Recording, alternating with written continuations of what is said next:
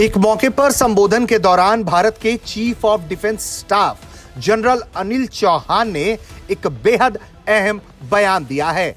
आज के वक्त में जब दुनिया पूरी तरह से अस्थिर है और जियोपॉलिटिकल स्थिति बिल्कुल नाजुक स्तर पर है, ऐसे में एक देश खुद की सुरक्षा कैसे करे, इस पर उन्होंने एक बेहद अहम टिप्पणी की है। इसके साथ ही साथ उन्होंने BRI जैसे चीन और पाकिस्तान के प्लान का काउंटर भी बताया है। उन्होंने साफ तौर पर इस बात पर जोर दिया है, अगर आपको अपनी राष्ट्र की सुरक्षा का ध्यान रखना है तो फिर आपको अपने आर्थिक और तकनीकी हित सुरक्षित रखने होंगे। सुनिए उन्होंने क्या कुछ कहा है। A comprehensive national security, in my view, would be a combination of economic security, environmental security, energy security, information security, cyber, and such on. The remit of how do you secure a nation is the largest. It also takes a long-term view. That's why I have put it on the outermost circle. It is achieved by astute diplomacy and statecraft, flowing from a good understanding of the geopolitical situation, both at the global and at the regional level. For example, it requires diplomatic creativity and imagination to be part of Quad at the same time, as well as BRICS as SCO.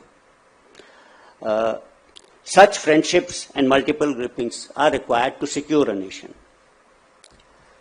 To counter the influence of BRI and to secure India's long-term strategic interests, trade interests or economic interest, India became part of a multinational India, Middle East, Europe economic corridor. That's taking a long-term view of how you secure yourself economically. Similarly, the ISET agreement which we signed along with the Americans, that's Initiative of Critical and Emerging Technologies, example of how you secure a long-term technological interest and don't allow that technological gap emerging between you and your immediate competitors. So this particular concept is multidimensional. It has got multiple stakeholders and its remit, as I said, is the largest.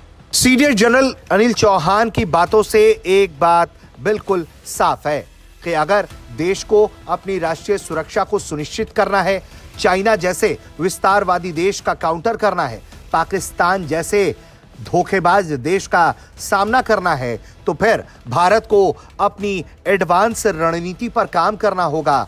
तमाम तरह के तकनीकी upgrades अपने विरोधियों से ज्यादा बेहतर रखना होगा और इस स्वरूप को पाने के लिए भारत को कई अलग अलग मोर्चों पर काम करने की जरूरत है और इसी के जरिए भारत न सिर्फ अपने तकनीकी रणनीति को अपने दुश्मनों से बेहतर रख सकता है, बल्कि वो इसके साथ साथ अपनी आर्थिक सुरक्षा करके भी इन दुश्मनों के आगे मजबूती से खड़ा रह सकता है और दुश्मन के मंसूबों पर आसानी से पानी फेर सकता है। ब्यूरो रिपोर्ट, भारत तक।